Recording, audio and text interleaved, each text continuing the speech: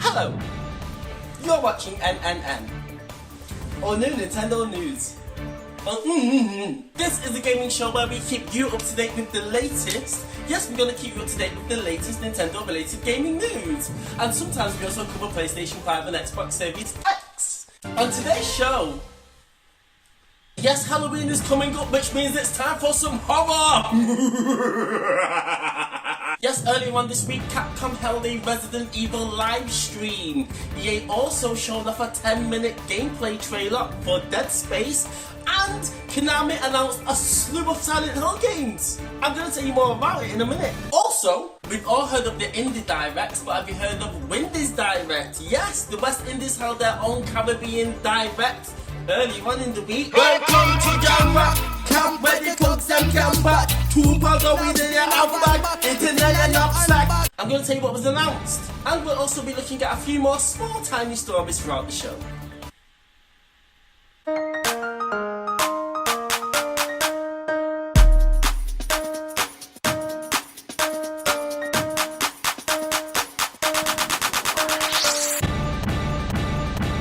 Wait, before the show starts, if you do like this video, make sure to give me a like, and if you really like the video, subscribe. Yeah, just subscribe, it really helps the channel out.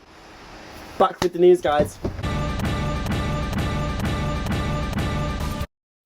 Moving on to our first story, over the past week, EA, Capcom and Konami have all been showing off the latest entries in their survival horror franchises. Yes, we have seen the latest from the new Resident Evils, the new Silent Hills, and the new Dead Space. But none of the games are hitting Nintendo Switch. So I don't actually know why we're covering this. I don't know why we're covering it. Let's take a look at what games were announced, because I love survival horror games anyway, regardless. Let's start off with Resident Evil. Yes, Capcom held a 30-minute Resident Evil showcase focusing on the new DLC content for Resident Evil Village, and they also gave us another sneak peek at the Resident Evil 4 remake. Very exciting. Moving on to the first piece of content for Resident Evil, it is the DLC for Resident Evil Village. Yes, the Winter's DLC. I'll always be there for you, no matter what.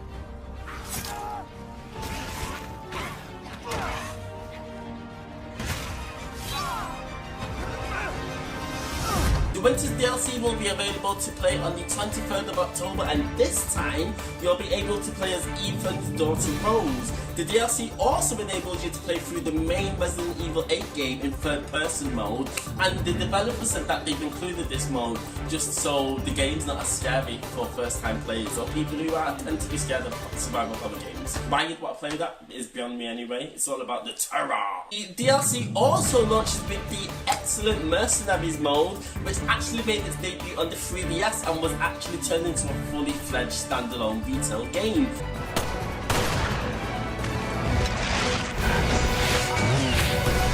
Mercenaries 3D. Now, I love Mercenaries mode. I love playing Mercenaries. It was an awesome arcade shoot 'em up where you'd have to run around an arena defeating as many zombies and mid-level bosses as you could within the time limit. Obviously, killing enemies would add time onto your score, which meant you got more time to mow down the hordes of zombies.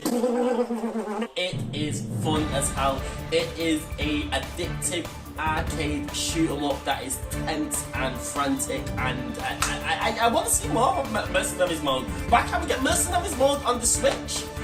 I'd take that, Capcom. I would actually take a Resident Evil Mercenaries game on the Nintendo Switch. Capcom also announced, and to be honest, this looks really dry. Capcom showing us a new trailer for RE-Verse. Yes, sir. Okay.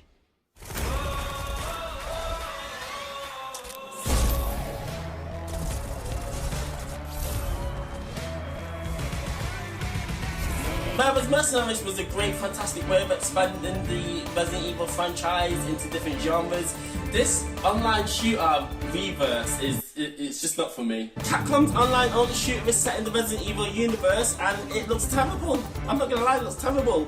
Each match is designed to last about 5 minutes, but the twist on this online shooter is that every time your character dies, you get to come back as a zombie. You can then go and hunt down the person who killed you. It just looks...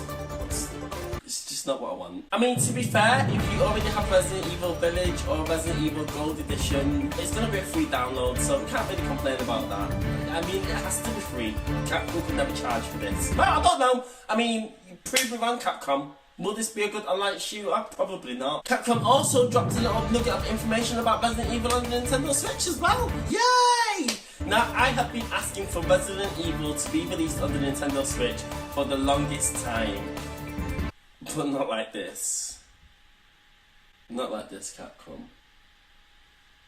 It is a great honor to be taking part in this global project of the Resident Evil franchise on cloud with Capcom. Capcom announced that Resident Evil 2 Cloud Edition will be launching on November the 11th this year, and then shortly after that Resident Evil 3 will be landing on November the 18th. And then also we will have Resident Evil 7, which rounds out the whole trilogy nicely, on December the 16th, 2022. Capcom did also say that you could go and download demos to see if your internet was up to snuff. But to be honest, like I said, when I'm in the UK, my internet don't really work too hot. However, now I'm in America, I'm actually going to try it. Oh, if it works, if Resident Evil works on my search.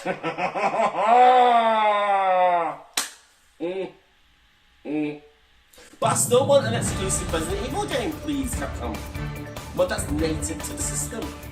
I don't want no cloud games. And then finally, Capcom closed out their live stream with Resident Evil 4.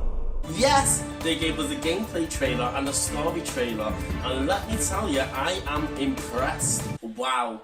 Obviously, with this being a remake, the graphics have had a radical overhaul. It's to be expected. It's PS5, it's Xbox Series X. However, it's actually made a massive dramatic improvement to the overall atmosphere of the game. I mean, one of the things that I also liked is that the opening act of the game has also had a makeover.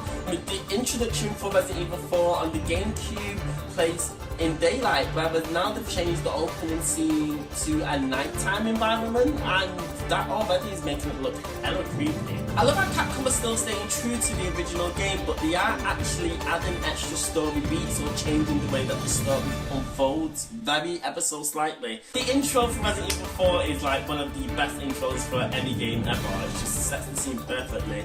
And I have replayed that over and over and over and over again, so I'm really looking forward to playing this again. Well, I don't have a PS5, but we'll sort that out when it comes to it. I'm really looking forward to playing this and experiencing that opening set piece, because the way that the Chainsaw Man is destroying scenery, like, you just don't know what's gonna happen.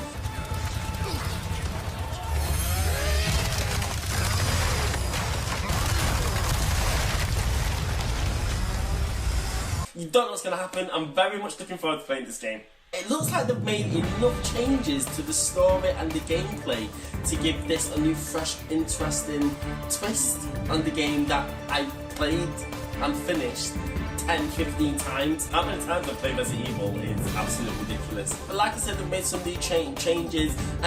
You can shoot the cow. First thing first, let's address that.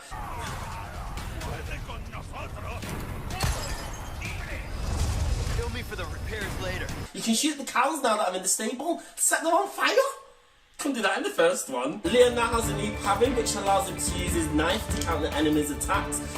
This could be useful because if you notice, the enemies in this game move slightly different to the way that I'm used to them moving.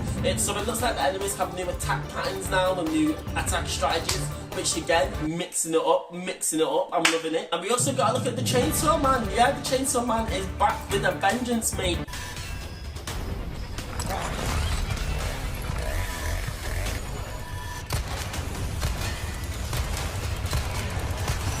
But this time he can use a knife to block his chainsaw attacks. I'm really liking the remake. I was a bit skeptical at first because I thought, to be honest, Resident Evil 4 never needed to be remade. Resident Evil 1, 2, 3, totally understand it. The graphics are outdated as hell. You know, it's got tank controls and all that. But Resident Evil 4 just plays superbly well today in 2022, and it came out in 2005. That was a brief rundown at the Resident Evil live stream. Fantastic. Resident Evil 4 remake looks amazing, but it's not coming out on Nintendo Switch.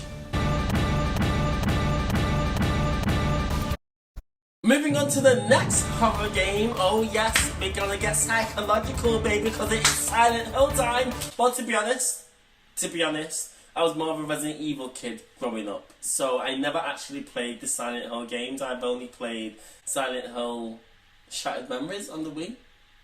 Konami has been very silent when it comes to Silent Hill. Over the past 10 years, they did pique a lot of people's interest, including mine.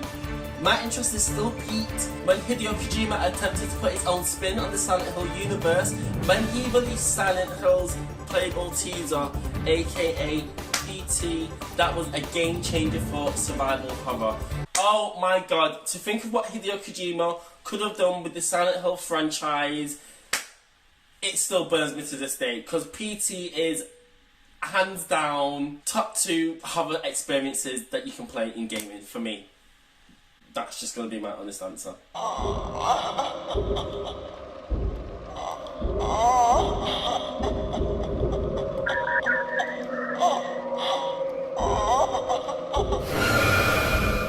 It's such a shame that Hideo Kojima and Konami's working relationship just absolutely turned to dust, because what we could have had, could have been groundbreaking. Well, anyway, Konami is back with a new Silent Hill game. They're not actually back with one Silent Hill game, but 3! A Silent Hill overload, to be honest, Konami. Silent Hill overload. Calm down. Calm down. Konami's Silent Hill's live stream unveiled a hell of a lot. And the big news was that Silent Hill 2 is receiving a remake on PS5 exclusively. Yes! Silent Hill. Silent Hill 2 will be released on PlayStation 5 only. Well, it's a timed exclusive, but it's coming out on PC, but that doesn't really count, to be honest.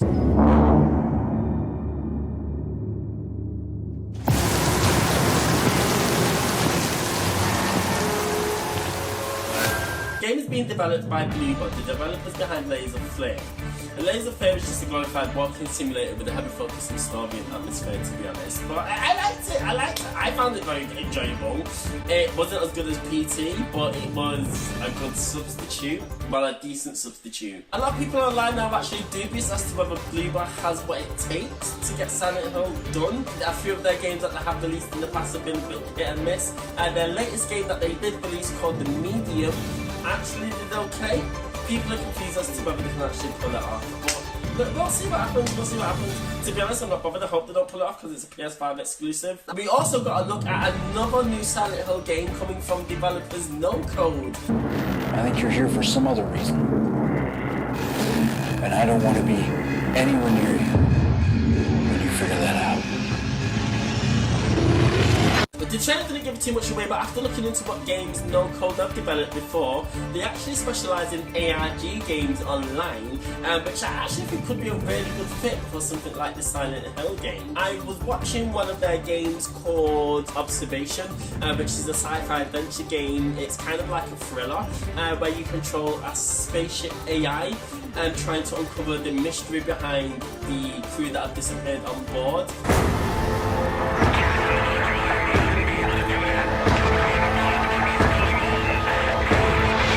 I can see it kind of working. They also created a game called Stories Untold, which was an episode horror series which is set in the 1980s, and it focuses on action and puzzles, but you control everything on screens. I think this could work. For some reason, this is making me think that it could be a good fit for the Silent Hill franchise.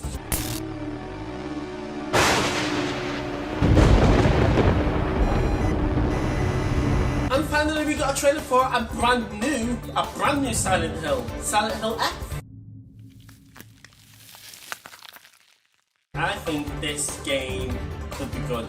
This is the first Silent Hill that's not actually been set in the Western world. This game's actually set in Japan. Again, the trailer was very brief. We didn't get a look at any gameplay, but we saw a girl running down the street and she was being chased by flowers. To be honest, the trailer freaked me out because there's a part where I don't even want to imagine it, but hands turn to holds and flowers start growing out of it. But it triggered my tryphobia, man.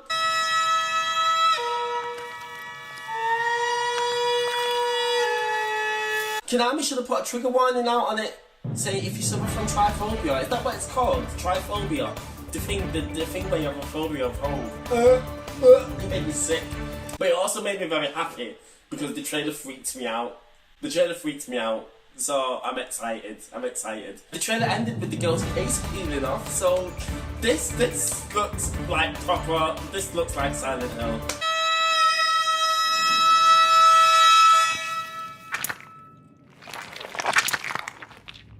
Yeah, I just want some psychological horror in my life. Konami also announced that Silent Hill the movie is coming back. Oh my days, Silent Hill, the original one, not the rubbish sequel, the original Silent Hill movie is one of the best video game to film adaptations ever. It's up there. Visually, the film looked on point. It was a faithful recreation of everything that we've seen from the video game transferred onto film.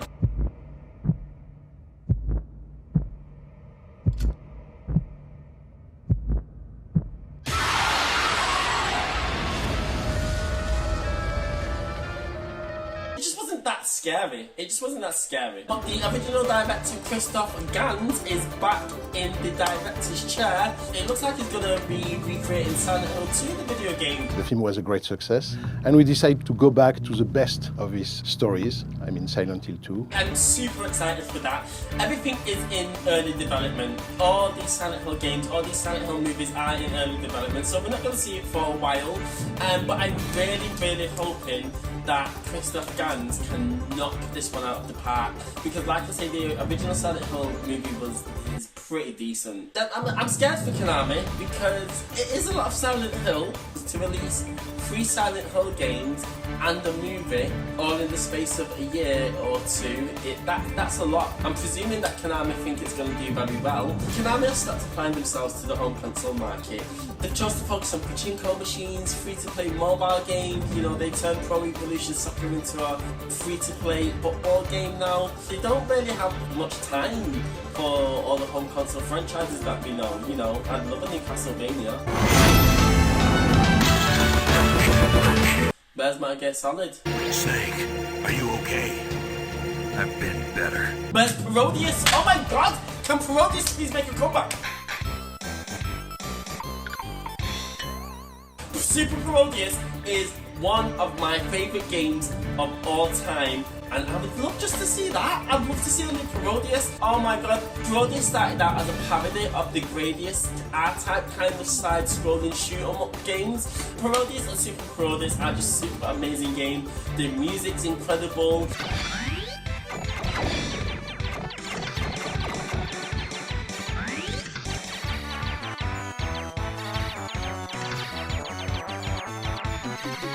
The character designs are great, they're bright, colourful, vibrant, the weapons are fun to play with. You power up in this game by shooting these bells, and every time you shoot the bells will change your colour, and that will give you a different power up. And let me tell you, when you're playing Super Parodius in the midst of trying to dodge the enemy's fire, and you're also trying to shoot the enemies, and then you're also trying to shoot the bells to get the right power up that you want, oh my god, the game is just crazy.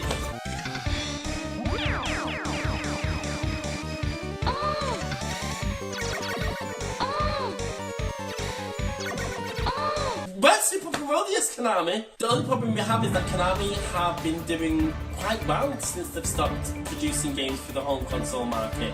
They have made more money over the last couple of years with the pachinko machines going free to play, and then they have done when they were making games for the home console market. So I'm hoping that Silent Hill does well, because I'd like to see the return of some more Konami franchises. It seems that Konami would prefer to outsource all of their video game franchises to other developers, which is fine. When you attempted to make a new Metal Gear after Hideo Kojima left, that game turned out to be terrible. So if you are outsourcing your franchises, that's fine. But it doesn't really work so well when we get games like Contra Rogue Force. Prepare to die. That game's terrible. That is not what I want from a Contra game. But yeah, I mean, like I said, I hope Silent Hill does well, because I would like to see more Metal Gear Solid, Parodius, Castlevania, a better Contra. Bring them back. Don't stop, never give up. Put your head down and give yourself. Let the world see what you have got to bring it all back to you.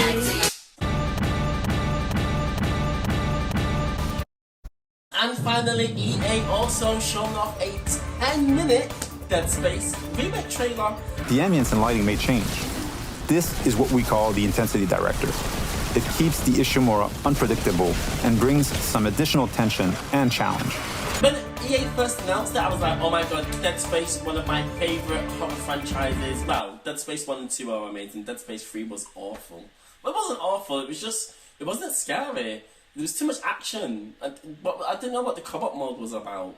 Dead Space 3, meh. The Dead Space Remake is actually progressing really well, and it's a similar thing with Resident Evil where the update and graphics are really making this game stand out. One of the main takeaways for me of the Dead Space gameplay trailer is, again, it's that volumetric fog. Now, when the Necromorphs, oh my god, the Necromorphs in that game with that fog, they're going to create a truly terrifying experience. Because you know when you shoot a Necromorph in the leg and they go on the floor and start crawling, the fog is obscuring your view, so I can just imagine scenarios where monsters jump out from right in front of you from this fog. The lighting looks on point. Yeah, they really ratcheted up the tension on this remake. This is an example of where I'm like, Nintendo, I wish your console was more powerful because Hobbit experiences are elevated by good graphics.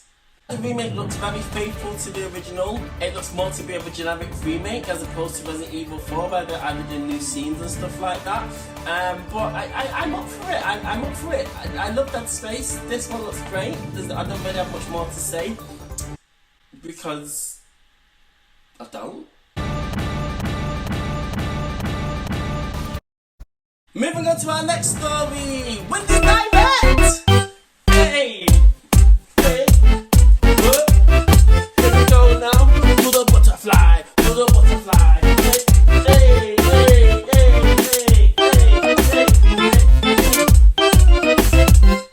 Jamaica doesn't actually have a video games industry, but that doesn't mean that aren't video game developers all around the country. Yes, earlier on in this week, Caribbean developers rallied together to display a showcase of independent games. Primarily, all of these games are launching on Steam though, to be honest. None of them are coming on Nintendo Switch. But I'm intrigued. I'm doing it for the culture. We're doing this for the culture. First of all, watching this Windies Direct was really refreshing. As a person who is of Jamaican descent, I found it so fascinating just to see West Indian video game developers create games that incorporate culture and, you know, Jamaican history or West Indian history into the video games, and it's not something that I've never seen. I've never seen this. And although a lot of these games aren't my bag, I do have an affinity for them just because of where they're coming from, and I'd like to support the cause. So let's have a look. So let's take a look at some of the games that actually caught my eye. What was that, Bill? You want me to do the rest of this segment in a Jamaican accent? No, I'm not doing that, Bill. No, I'm not doing that. The fact that you're a Caucasian male asking me to do a Jamaican accent throughout the rest of the show is pretty racist, I think, to be honest.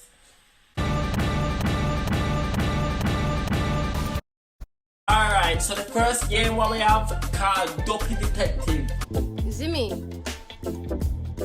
And it's coming like a 2D point and click adventure. You have to play as a girl named Tasha who lose her phone or somebody did thief it. I think somebody thief her phone and somebody thief her shadow, so you have to go find it.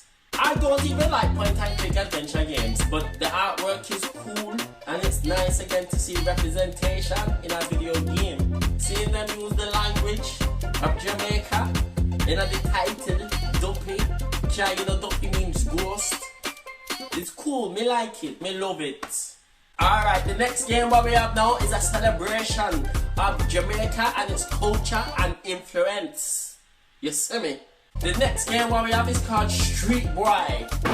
Welcome to the most beautiful and quietest parish in our whole of Jamaica, Portland. This game has you playing as a young Jamaican boy who have to roam the streets, can't afford to go school, so he have to sell things. He have to sell fruit, fish, banana, yam, dumpling, plantain, animals. This game sounds good, you see, purely for the fact that it is a true representation of real Jamaican life. You can free roam around the game, you can complete side missions, or just relax upon the beach. You can uncover colonial artifacts and discover the story behind them, so you're getting a little bit of history. You know the game? You have to craft, build and customize your hand craft so you can get around the island. You have to farm, cook and tend to the animals. And you can play Jamaican mini games. This game looks good. Man, me would never buy it, but this game is actually my favourite just because it seems really authentic. It's got a lot of Jamaican culture and influences to it. It really looks to create what life is like living in Jamaica, so I really like this game. I like this game. Street Boy. And the last game what we have, well, there was more games, but you can't be bothered if you talk about all of them, man. The last game what we have is called the Rhythm Towers.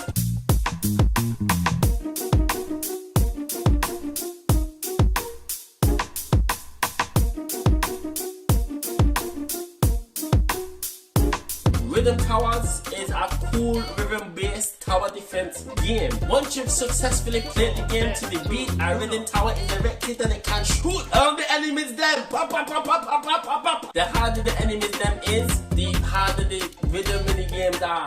The more inputs you have to press. This game looks alright, you know. This game looks alright. And you know, some love me with them games. And the last game what we have is called Antrino. Antrino is an 8-bit looking platformer that looks like it's something from the Game Boy or something like that. It is a 2D shooting platformer where you control a soldier who can fly, shoot, climb, him can do everything.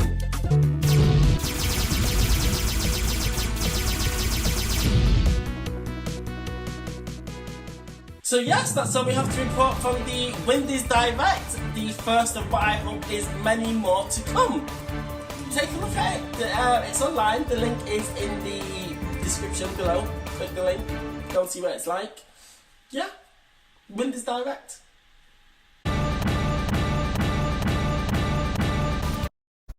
And moving on to our next story. Super Mario Party! Ho ho!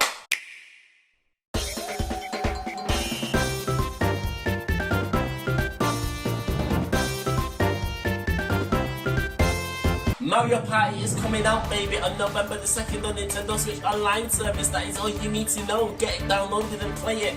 Mario Party 1 and 2 are some of the greatest multiplayer games on any Nintendo system.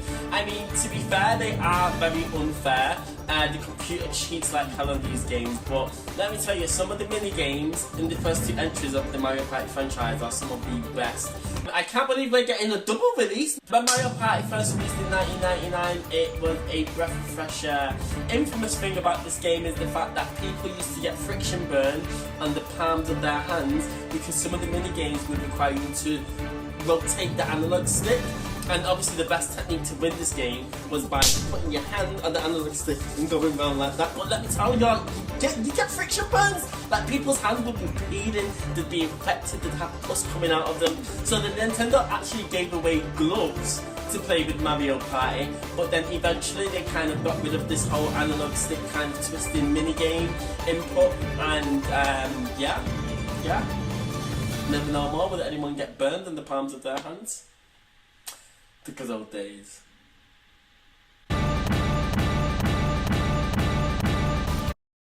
And that's all we have time for today. We hope you enjoyed the show, and we'll see you next week with another episode of NNN. Thanks for watching, guys.